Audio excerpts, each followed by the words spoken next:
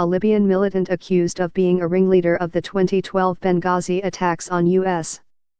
facilities, was convicted on terrorism charges Tuesday in the assaults that killed U.S. Ambassador J. Christopher Stevens and 3 other Americans. But the jury declined to find the militant directly responsible for any of the deaths of Americans. The case was seen as a test of detention and interrogation policies developed under the Obama administration to capture terror suspects overseas for criminal trial, with the outcome likely to figure into decisions about whether to use civilian courts for such terrorism prosecutions. The jury in Washington, D.C., deliberated for 5 days after a 7-week trial. They convicted Ahmed Abu Khattala, 46, in the attack the night of September 11 at a U.S. diplomatic mission that killed Stevens and State Department employee Sean Smith in a fire, and in a second attack that took place before dawn September 12 on a nearby CIA annex, where CIA contractors Tyrone S. Woods and Glenn Doherty were killed by mortar strikes.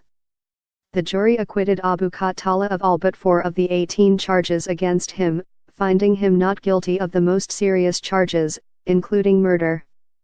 Abu Khattala becomes the first person convicted in the attacks, but the mixed verdict shows the challenge of investigating and bringing these types of cases. At trial, his defense team said Abu Khattala was drawn to the fiery scene in his hometown as a bystander. They questioned the credibility of 3 Libyan witnesses who testified they saw or heard Abu Khattala take steps to plan, execute, or claim responsibility for the attacks. Meet Ahmed Abu Khattala, an alleged ringleader of the Benghazi attack. Prosecutors presented what they called indisputable records linking the times of calls on Abu Khattala's cell phone but not call contents, and surveillance video from the diplomatic mission attack that they said showed he was at least a key plotter. But they were pressed to prove events that erupted over a span of hours, 5 years ago overseas, in a place where the U.S. government had little presence and local authorities were weak and divided.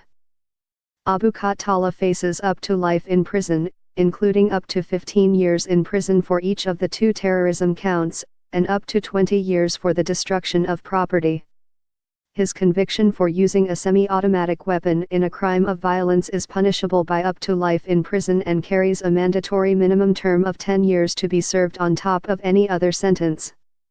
Abu Khattala, wearing the same off-white long-sleeve shirt, gray pants and prison sneakers he had through most of the trial, sat without expression as the verdicts were read, except to cast an occasional glance into the courtroom gallery.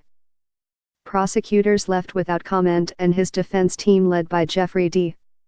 Robinson and Assistant Federal Defender Michelle M. Peterson, declined to comment.